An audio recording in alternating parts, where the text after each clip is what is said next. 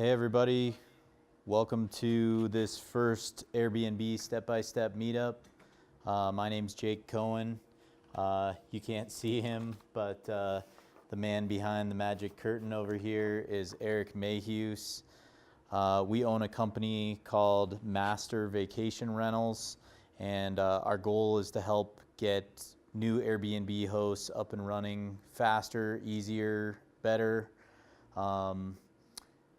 We are doing our first webinar, so please bear with us with the tech stuff. We're trying to figure everything out. If you can give me a quick heads up if you can hear me and if you can see a screen that has Airbnb on it. Just give me a quick chat that says yes, you can see those.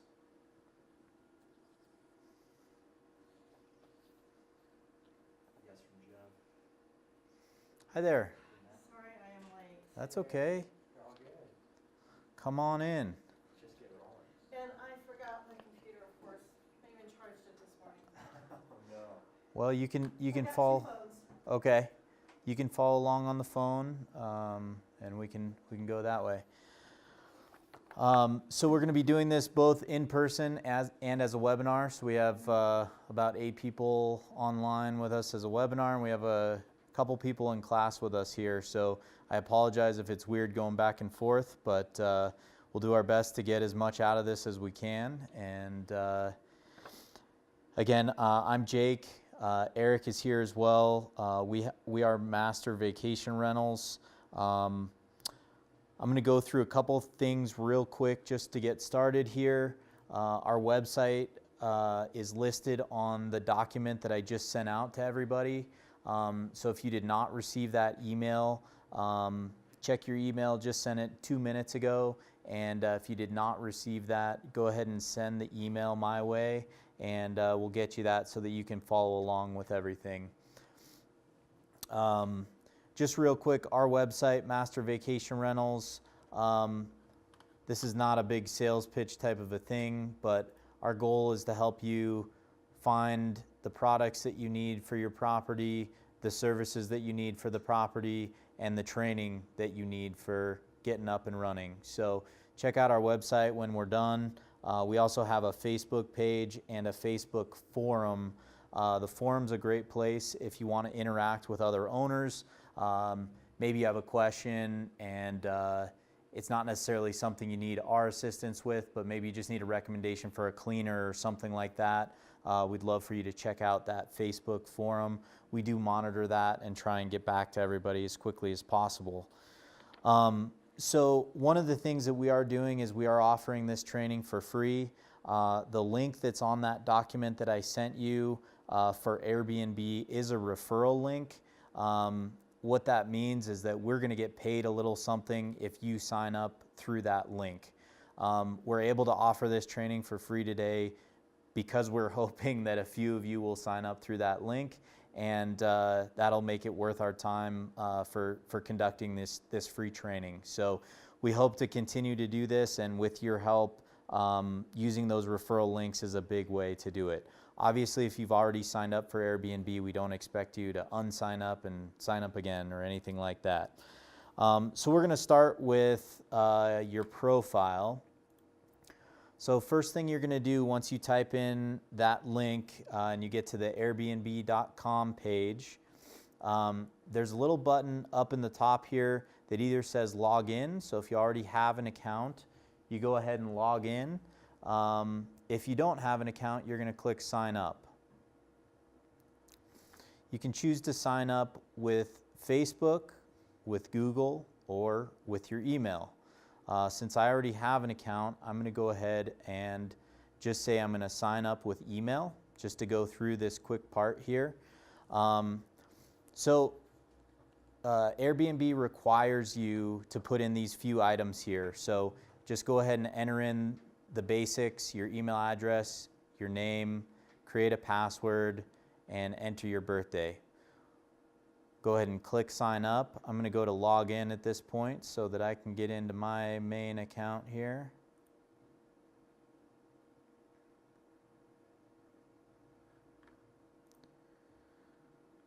So once you get logged in, I want you to go ahead and click on your profile. So you're going to go to your little icon up in the corner, up on the right-hand corner.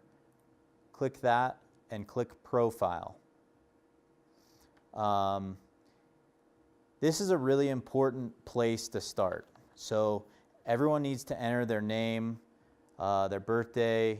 You're getting a lot of good information about me right now. Yes, I am 35 years old. You can see my email address there. One thing I want to highlight here is the government ID. So under identification, it says government ID. Make sure that you go ahead and put in your government ID and get that confirmed. This is one of the things that I recommend you do for your guests, and we wouldn't want to expect our guests to do anything that we're not going to do ourselves. This is just another way for me to feel comfortable that the person I'm renting to, or if they're renting from me, they know I'm a real person because my ID has been verified. Make sure you enter something into the where you live, the describe yourself. As we go through this, you'll see that there's a pretty common theme that every box on Airbnb should have something in it. The reason for that is Airbnb indexes everybody based on how much information they've put into the system, along with their other algorithms for pricing, location, etc. So the more you can fill in, generally, the higher you're going to show up in rankings. A couple other items here. We have photos. Highly recommend you put a photo up. Make sure that it's clear so that people can see that you're not too crazy. Trust and verification. Make sure that everything you can do to verify yourself, you have done. Once you get a few reviews, you'll see on the review tab.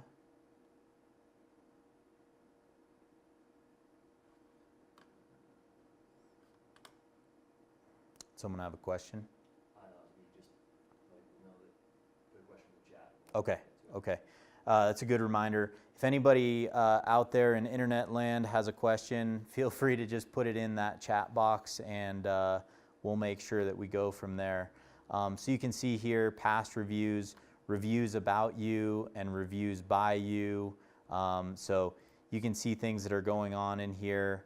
The rest of this I'm not going to go through in depth. We're going to go to add a listing because that's what we're all here for.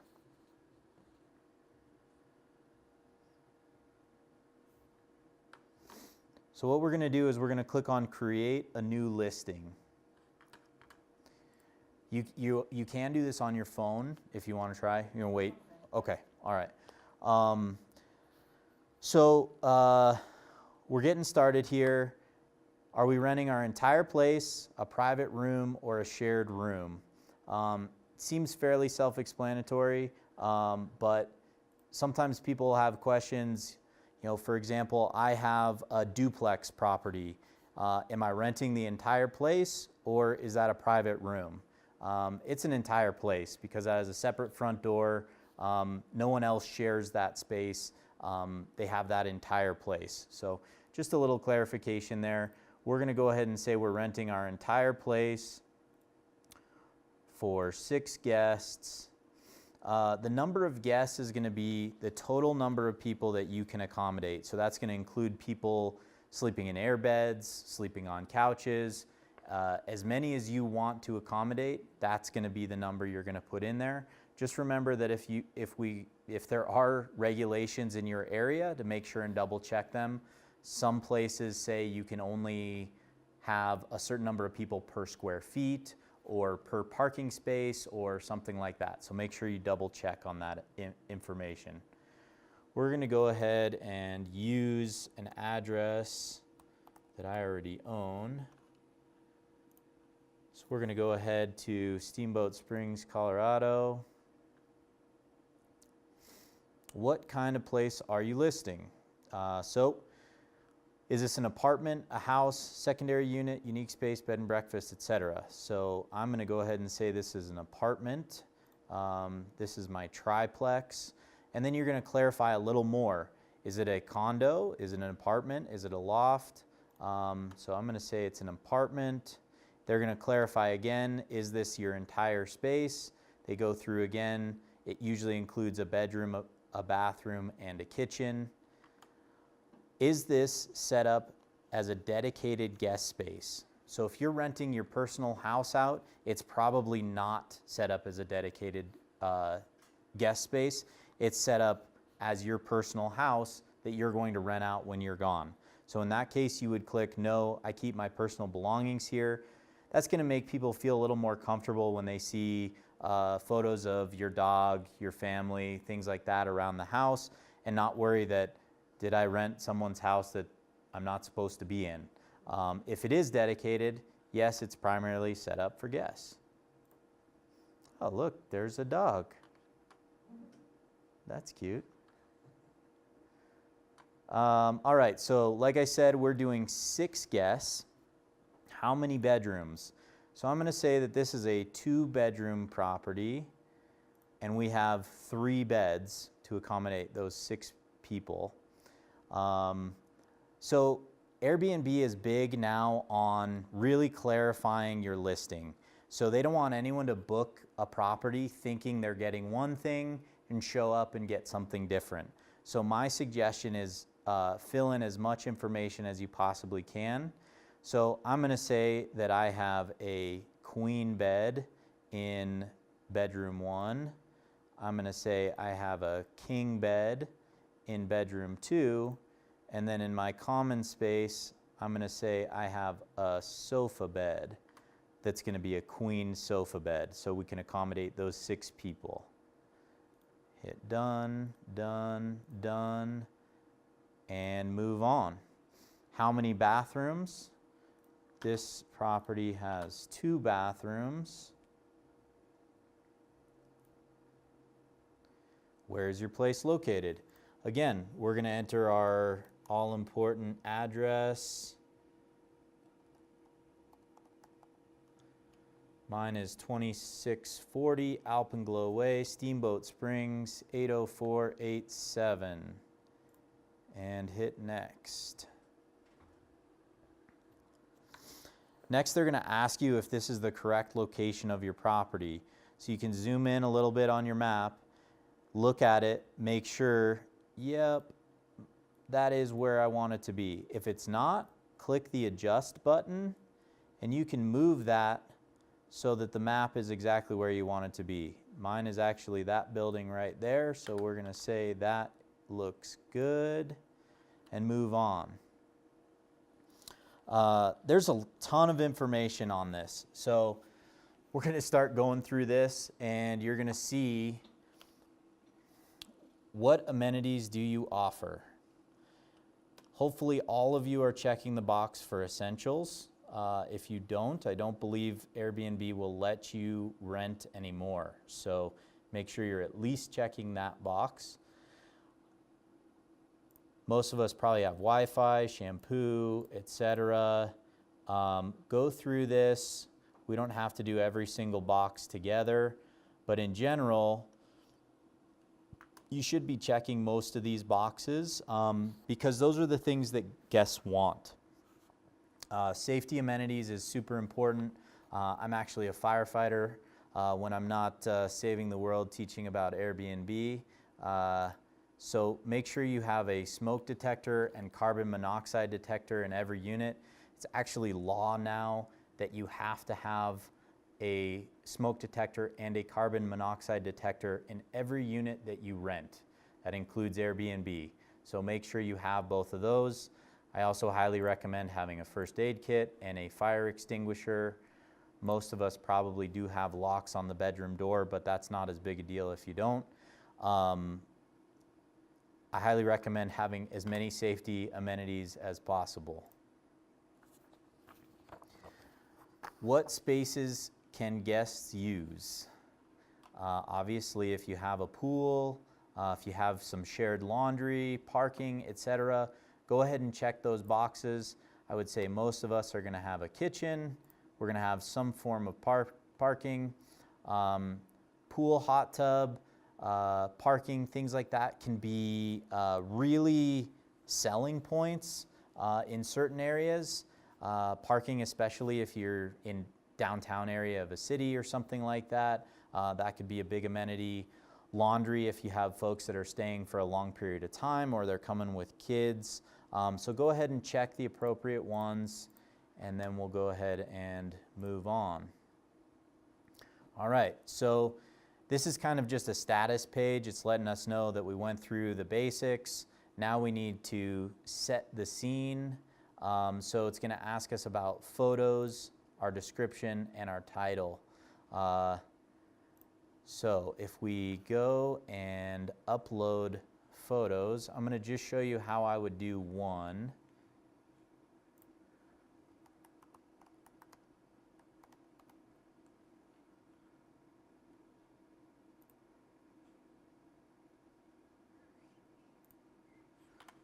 All right.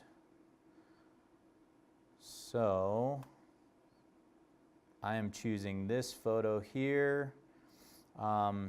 Your photos are really your most important selling point.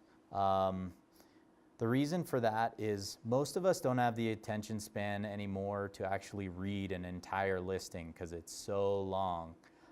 So instead of reading the listing, we click through a couple photos and we make our decision right from that. So make sure your first 4 to 5 photos are really fantastic. I definitely recommend that you hire a real estate photographer. In general, they're not that expensive these days. I did put a link on that page that I sent out to everybody for a company called Virtuance. It's a company that I have used before in the Denver area, and I think they do a really good job. They have a lot of people on staff, so it's not something where you're going to end up waiting 6-8 weeks for someone to be able to come out. So it's one of those things that you can schedule pretty quick and get it done. I would recommend trying to do 25 photos if you can. And then make sure you fill in a caption. So I'm going to put in here upgraded kitchen with stainless steel appliances, all spices and amenities you need to cook your favorite meals. So adding something in here is another way to just make sure that Airbnb sees you and they're going to index you higher. The more photos you have, the more information you have about your photos, the quicker or the higher that you're going to rank in that algorithm. Looks like we have a question. Colby is asking, I heard of an algorithm with Airbnb that can drop your listing on a search if you don't consistently update photos. Is that the case? I wouldn't say it's 100% specifically for photos, but in general, Airbnb will drop you if you're not updating things about your listing on a consistent basis. So you don't have to get new photos taken every 6 months or something like that, but it's not a bad idea to every now and then add a new photo to your listing. Change up your listing description, maybe change your title based on the season. Things like that will definitely help you rank higher. Once we go through the basics here, I will show you a few of my listings and just show you some of those items, and you'll actually see that on my listings, it shows when the last update was. And Airbnb really looks at that and they're gonna say, okay, this guy updated 7 hours ago versus this guy updated 6 months ago. The one that updated 7 hours ago, their calendar is probably more up to date, the information's more up to date, so Airbnb thinks it's a better listing. All right, so just, yes? Can an update be as simple as rephrasing one of your descriptions? Certainly. That's considered an update? That's considered an update. The question was, can an update be as simple as just rephrasing something in your listing? And it is. It's basically going in anytime I write something and then hit a button at the bottom that says save or next, that's considered an update, just because it's something different than what they saw before. So you could even go in, erase something, write the same thing back in, and hit next, and it still thinks it's something new because you changed what was in there. All right, so describe your place to your guests. Write a quick summary of your place. So is a little confusing how they have this set up. I wish that they had it set up where you put in your title first, because a lot of people think this is the place that they put in the initial information that people are going to see. This is actually the second place that people see. So this is the basics about your lodging. So we're going to say, 2 bedrooms, 2 bathrooms, amazing view, etc. You have 500 characters in this area.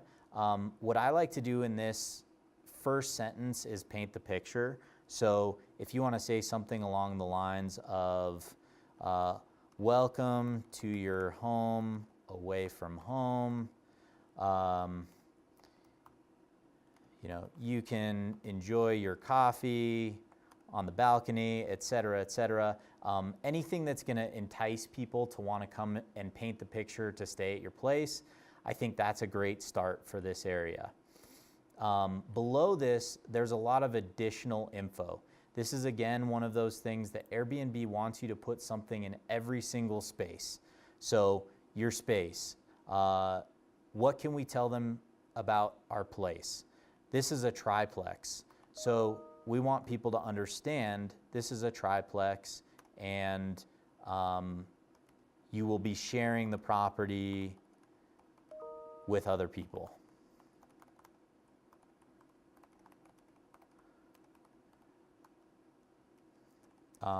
But you have your own great space and can enjoy as you please. I'm not going to go through each and every one of these because, as you can see, my brain works fairly slow and I type slowly, so we're going to go ahead and just go through these vocally as opposed to me typing them. So your availability. This is how are people going to be able to talk to you during their stay. If you live in the apartment upstairs, you can say, I'm available, I live upstairs. If you're only going to be available through the Airbnb app via message, then you tell them that. If you have a manager that manages the property for you, you can say, I have a manager that's available 24 hours a day while you're at the property. Your neighborhood, you're going to describe what makes your neighborhood special. So, for example, my property in Steamboat Springs is very close to the ski area. So, of course, my biggest amenity is I'm really close to the ski area. I'm also on the bus line. So right outside your door is a bus stop that you can hop on and get to the ski lifts in 5 minutes. Getting around, that's another one with the bus line. This is also a good place to say use Uber, use Lyft. You can even put in your Uber or Lyft code and maybe get a couple free rides out of it if people sign up for the service and use your link. All right, so we're going to go next. Name your place. So this is that listing title that I was talking about. After photos, I would say this is the second most important thing of your listing. There's a lot of different things that go into your listing title, but you want to highlight anything that sets you apart, whether that's a great location, a view, an event in your area. You allow pets, you have a big deck, you have a 97-inch TV in your media room.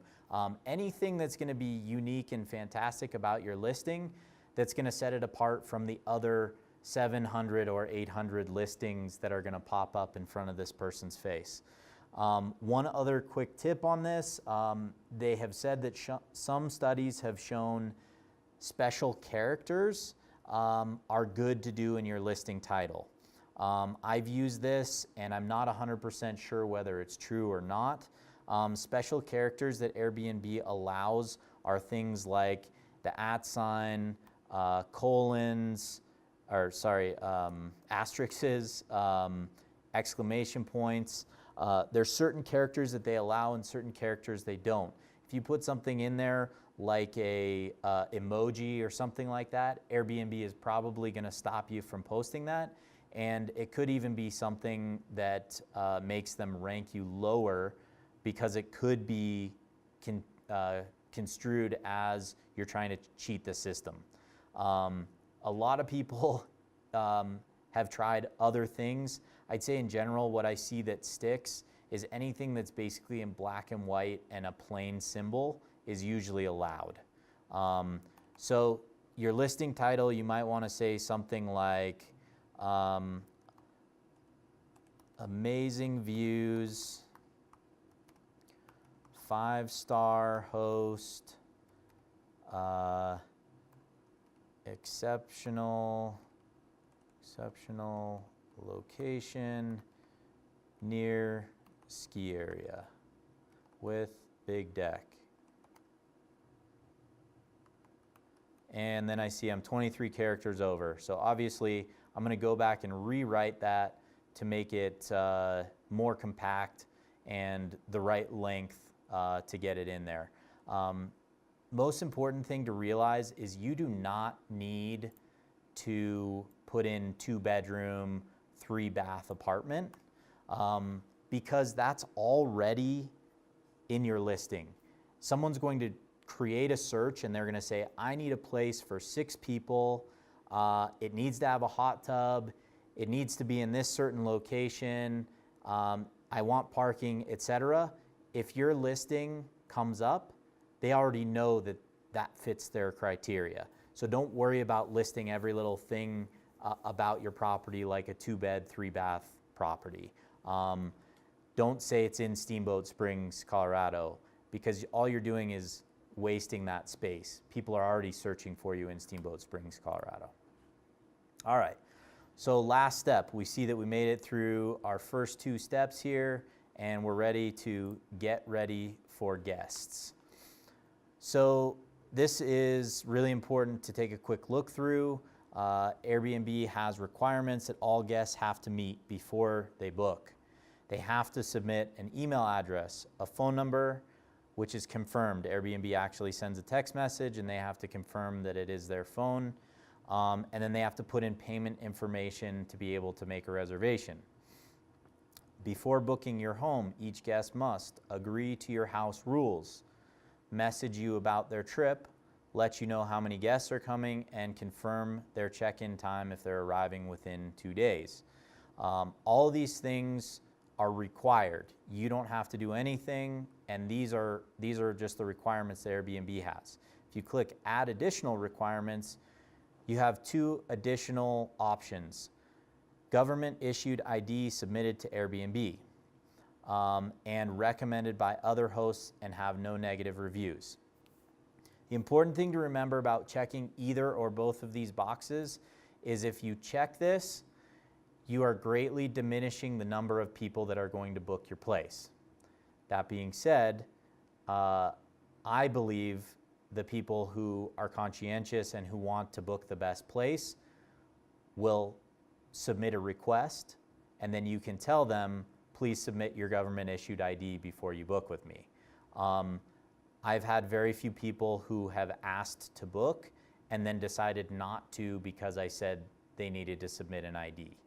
But just realize if you do that and you do instant book, it's very possible that some people just won't book because they can't click the instant book button because they don't have their ID in there. All right, set house rules for your guests.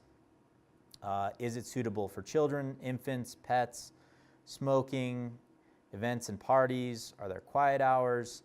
There's a whole bunch of information here that they're asking about. This is one of the most important pages of this to make sure that you get the guests that you want in your property. If you don't want to deal with children, say the unit is right above you and you don't want the pitter patter of children's feet across your ceiling every night, don't allow children. If you love pets, great, allow pets. These are two categories of guests that can really increase or decrease the number of people that are going to see your property. So this is, again, something that people can search for. So if someone wants to bring their dog, they're going to search just for places with pets. I do allow pets at my property, and it's been something that has allowed me to book my property far more than anyone else in the area, because it's an amenity that people are looking for. I've seen a statistic that about 25% of the US population likes to travel with their pets. Do you think 25% of the listings allow pets? Probably not. Most condo associations don't allow pets. Most hotels don't allow pets. You're getting definitely a pared down version of the listings if you're looking for a pet-friendly property. Same thing with children, I'd say to a lesser extent. Some people love kids, some people don't. In general, the idea is you're opening yourself up to slightly more damage to your property, but you're opening up a bigger pool of people to rent to, and you can potentially charge more for your rental because of that. Additional rules, I always put in quiet hours after 10 p.m. This is a standard for me just because I don't want people blaring music at midnight and getting a call from my neighbor saying, hey, the guy you rented to is being a jerk and I can't sleep. So I make sure I put that in every single listing. There's a lot of other ways to get the right people in, but just remember, if you say must climb stairs, you hopefully are not having folks who need an elevator at your property. If there is potential for noise at your property, say it's a duplex or a triplex or a condo complex, and the person upstairs is noisy, it's better to let people know ahead of time what they're getting into. So you can either put that here or in your listing. Just make sure you're really clear with what people should expect from your property.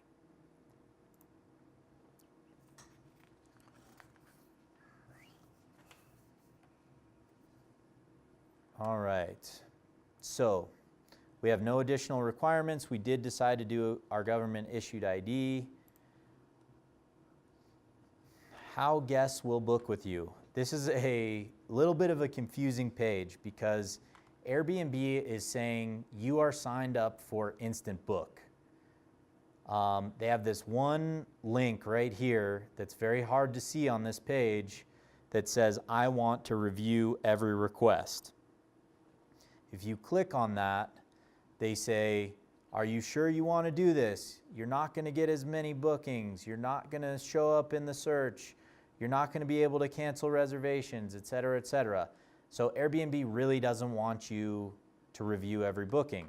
It's more work, it's more hassle, more interactions back and forth. So what they want you to do is allow instant booking. All that I say is make sure you're comfortable with what you're doing. If you're not comfortable with an instant book situation, if you're not 100% sure that your property is going to be available when you have it available, then say you want to review every request, because once you cancel a reservation, you're going to go way down in the rankings. It's much better to say you want to review than to end up canceling a couple reservations, because it will really deter you from being a great Airbnb host. So I'm going to leave it on Instant Book.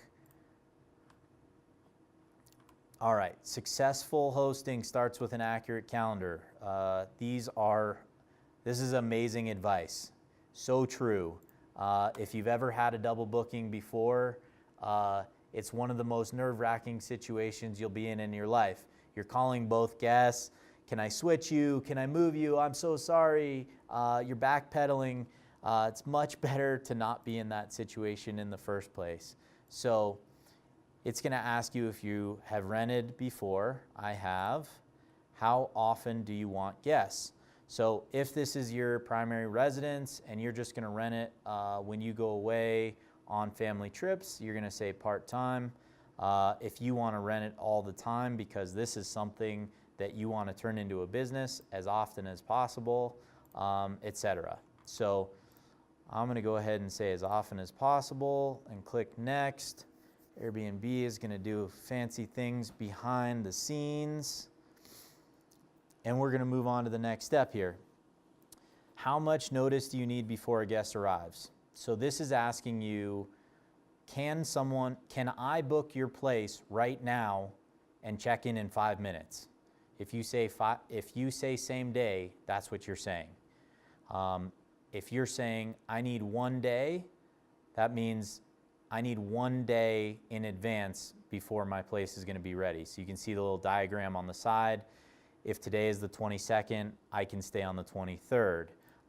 Make sure that you give yourself the appropriate time. I have mine set to 1 day.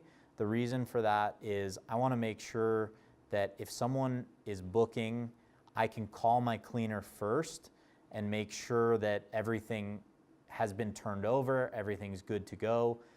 Obviously, this is only going to be a situation if you get that last minute booking.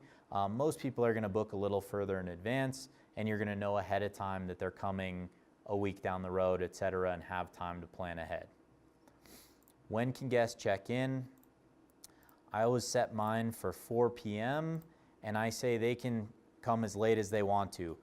The reason for this is I have a smart lock on my property. There's a link to one in that document that I sent out to you, and I do recommend using a smart lock of some sort. It doesn't have to be something that you can communicate with from afar, but something that at least you can program a code into, and you can switch that code from time to time. That way you can give your cleaner a code, you can give your guests a code, and they can check themselves in, as opposed to you having to meet that guest every single time and hand off a key. It's amazing how much of a hassle it is for me to drive from Denver to Steamboat Springs every single day to drop off keys to everybody. Much easier to just give them a code for my smart lock. How far in advance can guests book? So this is how far into the future do you want to open up your calendar? There's different thoughts on this. One of the most recent ones that I've seen is that the longer you allow people to book, the higher Airbnb ranks it. But I've also heard otherwise that the sweet spot is more like 6 to 9 months because most people aren't looking more than a year out in advance. So it's really up to you what you're comfortable with. If you're not sure if you're going to sell the property in 6 months, I would stick with 3 months just to make sure that you don't overbook the place and then realize, oh crap, now I have to cancel some reservations that I made because my house is selling. So let's go ahead and pick 6 months. How long can guests stay?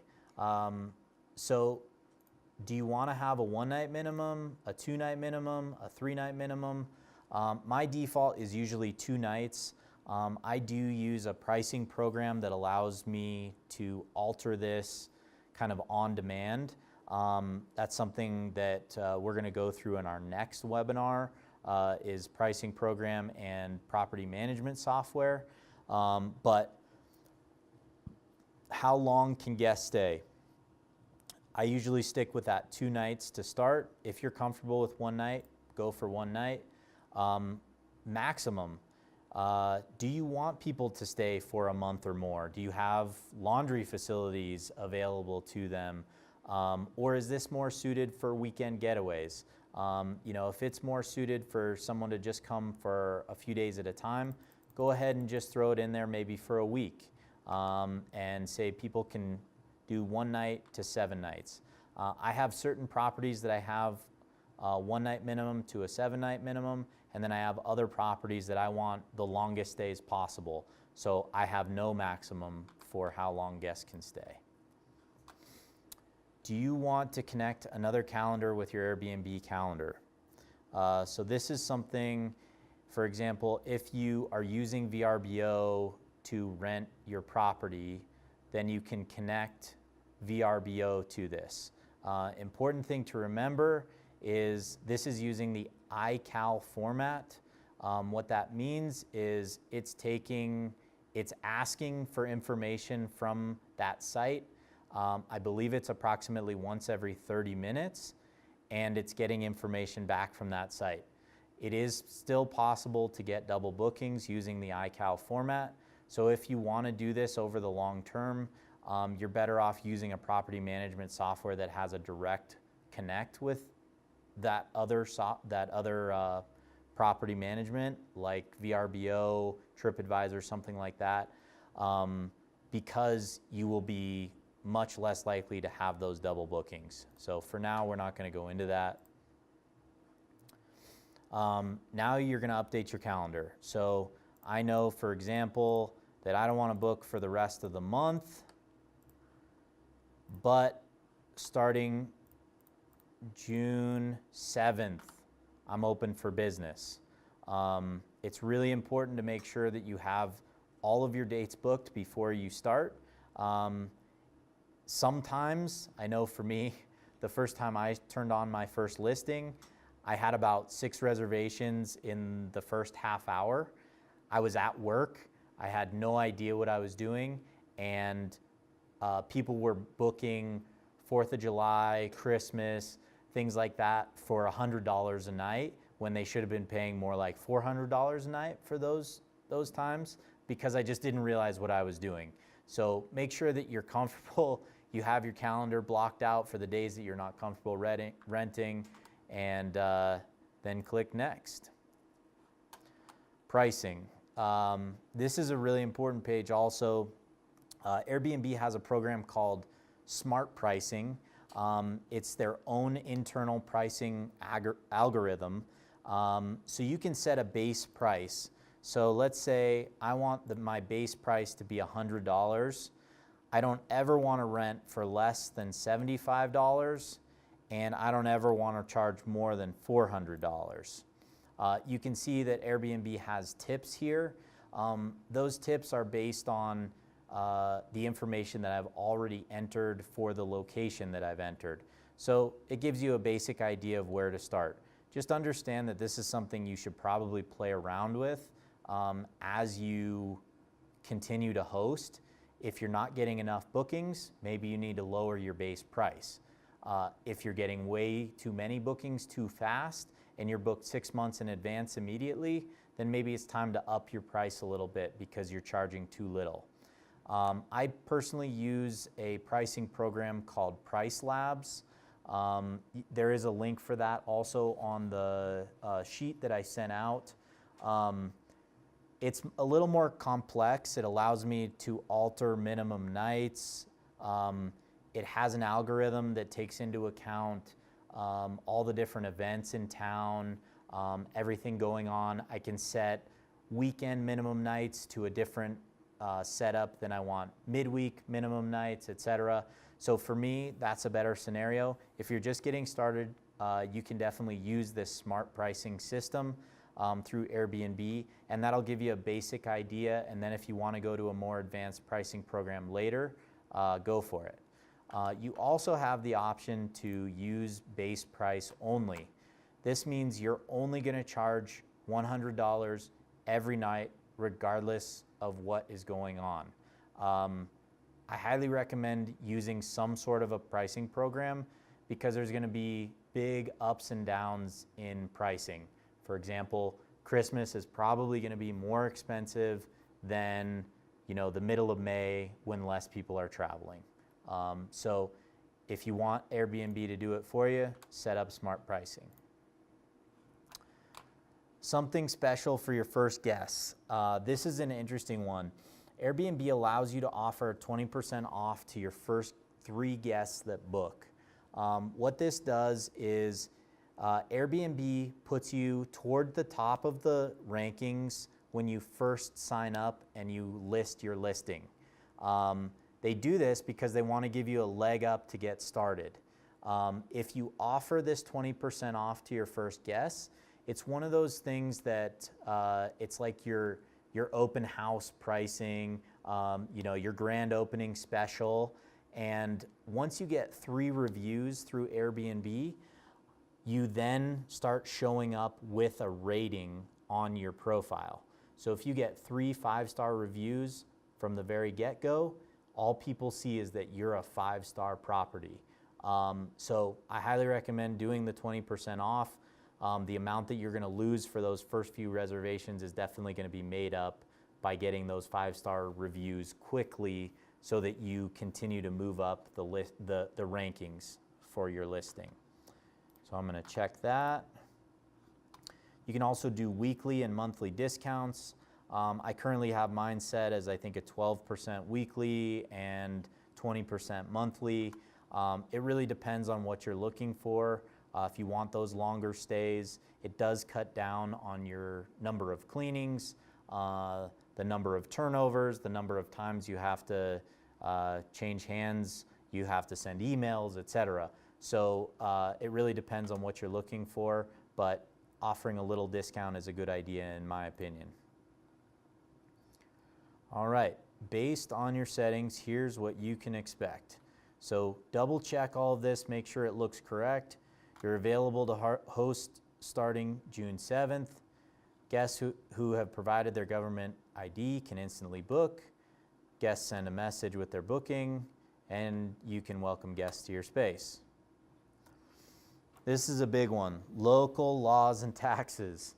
If you're in the Denver area, for the most part, you need to have a primary residence on site to be able to rent through Airbnb, for at least for 30 days or less. There are a couple locales in the Denver metro area that have not put any laws into place yet, but I'm giving you fair warning. They are in the works. I wouldn't put all my eggs in the basket that they're going to allow an investor to Airbnb at a property. That being said, if you have an ADU on your property or a duplex, something like that, where you live on the property, this is a fantastic option.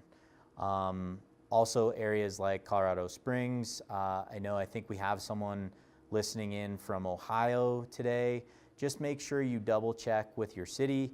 Make sure that you've filed the appropriate business licenses and tax documents so that you're not going to get in trouble for doing this Airbnb. Yeah? I should mention county regulations if you're in an unincorporated area of the city. Right. County regulations are the same. So whatever place you are in, whether it's a city, if you're in an unincorporated area, make sure you check the county. It's a big deal. You don't want to have someone knock on your door and shut you down, especially if you have reservations for the next 2 months that you have to cancel. So do your research in advance. I did put a link. There's actually 2 links on here regarding this. The James Carlson Real Estate website, that is specifically to the Colorado region. He keeps pretty up to date with what all the laws are in the area. I think Colorado Springs is investor friendly. Steamboat Springs and Vail Mountain Properties, Frisco, all of those areas I believe are more investor friendly. And then there's another link on there for checking if Airbnb remits taxes for you. So certain cities have negotiated with Airbnb that Airbnb will automatically send the taxes directly to the city. So it's not an additional tax form that you have to fill out and send a check at the end of the quarter to your local tax authority. In Steamboat, for example, they do have this. Makes my life super easy. Any reservations that come in through Airbnb, I don't think about the taxes. They're automatically submitted, and I stay in compliance all the time. Yes? Last item with HOAs. HOAs are another important one to think of. So Eric brings up another great point. If you're trying to rent a condo, a townhouse, anything within an HOA, make sure that they don't have regulations that say you are not allowed to rent also. Most properties do allow you to rent for over 30 days. And I think that this is a market that people have been ignoring. So if you want to appeal to some people like traveling nurses, people traveling for business, people away at conferences and things like that for longer periods of time, more than 30 days, you can still rent on Airbnb. You just have to make sure that your minimum stay is 30 days and then you're still in compliance with your city's laws. Long-term rental is considered anything over 30 days. So, finish. See what it says. Ready to publish. So we can see a preview. Mine's not going to look very good because I didn't enter that much information. So instead of doing this, I'm going to actually show you one of my finished listings.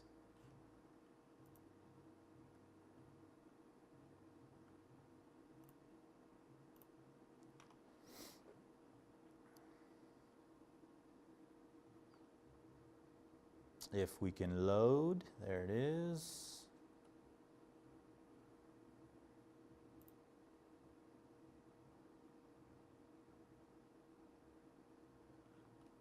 All right, so all my listings are listed here. Let's go ahead and take a look at this one. Use the same picture. So you can see that on a desktop, you can see 5 pictures right off the bat. So like I said, make sure that those first 5 photos are all great photos that show off your property. You can see the kitchen here, living area, fireplace, picture of the view, and another kitchen photo there. And then like I said, I have fantastic deck with views, near ski area, pets okay. So I'm trying to highlight all those things that set me apart. Fantastic deck with views, ski area, pets okay. And then below that, you can see the information about the property, how many guests, how many beds, how many baths, etc. The summary gives them an idea of what they can expect. If we want to read more, you can see that I have something in all of those little categories that they were asking me about, just to make sure that there was something in every location. And then we can look down at the calendar here. We've got all 5-star reviews. We can see the most recent ones. And the last thing I wanted to show you, oh, the guest book is only once we publish, sorry. I'm going to have to show you the guest book from here.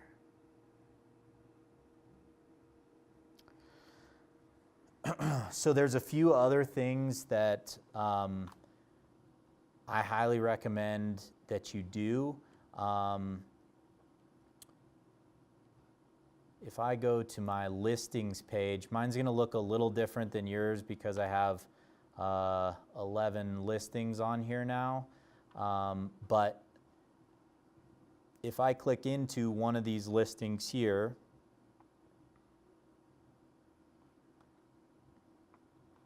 this is where I can go back and edit any information that I want to. And at the bottom of this page, you'll see there's a link that says Guidebook. If you click Edit on that, you can actually put in your recommendations for local restaurants and activities in the area. This is the one that I use, Guidebook for Steamboat Springs. And you can see that I have food recommendations, the closest grocery store, the ski area, hot springs, Emerald Mountain for some biking, another hot springs, closest bus stop, bars and breweries, coffee and bakeries. This is something that can also improve your rankings because it's something a lot of people don't do. And then one other thing that is kind of a lesser known is actually through the Airbnb app. The Airbnb app is going to become your friend as a host, but if you go to the Airbnb app, there's actually a feature to show check-in instructions. This is something that you can't see on your desktop when you're setting things up. It's only through the app. So if I go to my listings and I click on one of my listings, let's see if I can change my sharing.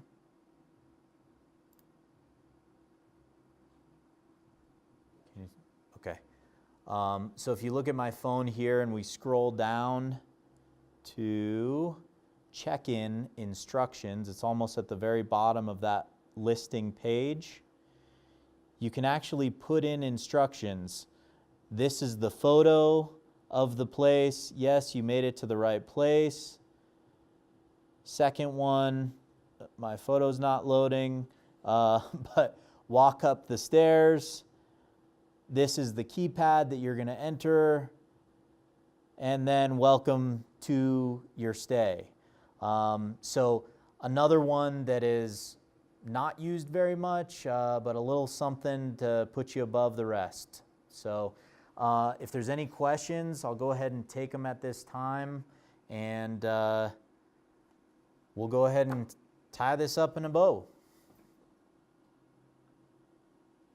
Selden's joined late. I don't know if she has any questions. Also, if there's any of you that joined late and you didn't get that document that I sent out, if you want to just shoot a quick message with your email, we'll be happy to send that out to you. Kind of goes through every single step that we went through tonight. We do have an upcoming webinar we scheduled for June 20th. We're going to do this as kind of the second stage of listing on Airbnb. How to manage your listings, guidebooks, pricing programs, and management software. So these are things that are going to make your life a lot easier. For example, I manage 10 listings now, and I very rarely send an email because I have everything set up on automation. When a reservation comes in, it goes, the confirmation goes directly out after. If someone says, can I bring my pets? There's an AI function that sends a message about pets to them. So it makes my life a lot easier. Same thing with the pricing program. Instead of me going in every 2 weeks and thinking about, 4th of July is coming up, I should up my rates. It's a situation where I can just go ahead and leave that algorithm to do its thing, and it's going to take care of me and get everything taken care of. Looks like we do have a question. How many 5-star reviews do you need in order to qualify as a superhost? That is a great question. I'm going to go ahead and share my screen again so that we can actually look at it on Airbnb.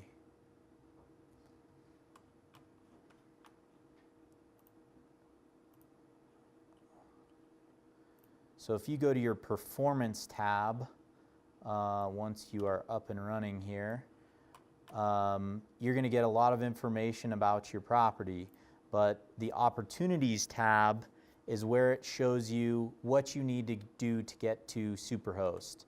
So if we click on Superhost, just as a heads up, they do an evaluation every 3 months for Superhost, and it looks at the previous 1 year of stats. So this target here is what you need to become a superhost. So you need an overall rating of 4.8 stars. You need to have a response rate of 90%. All that means is you respond to a request within 24 hours. Cancellations, you're not allowed to have any for the year.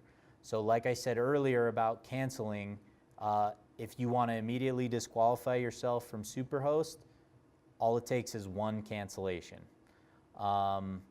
Stays hosted, you have to host at least 10 stays, or if you do long-term stays, it's 100 nights and 3 stays. So it's one or the other. And then 50% of your trips need to be reviewed. So in general, I would say once you get up and running and you have a pretty good handle on what you're doing, it's not very hard to become a super host as long as you're consistent and you describe your place well. One thing that I feel like is really important for getting to a superhost status is you don't want to describe the RV in your backyard as some luxury palace unless it is a luxury palace. So just make sure that if there's any little issues that might come up, for example, my units are in the mountains. We don't have air conditioning. It's spelled out very clearly. These units are in the mountains. We have ceiling fans in every room. There is no air conditioning. If anyone complains about the fact that we don't have any air conditioning, all I can say is I did my best to explain it to you before you booked. So in general, I'd say if you're upfront with people, you're going to do very well. Any other questions that I missed?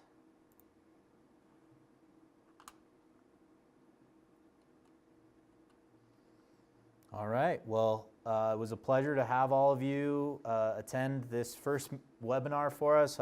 Hopefully the format wasn't too bad. We're going to continue to refine and make this better each one that we do. And we definitely are going to have our next webinar coming up again, June 20th, 6 p.m., same place. So if you're interested, we're going to send out a little follow-up email and definitely get that out to you. So looks like someone is asking for the link to the Facebook group. Eric is going to send that out. Love to have you as part of our Facebook group, and then also part of that owners group if you want to just chat with each other. So any other questions, let me know. Eric and I are both available via email and via phone. You can check out all of our articles and information about stuff for your Airbnb at mastervacationrentals.com, and hope you all have a great night.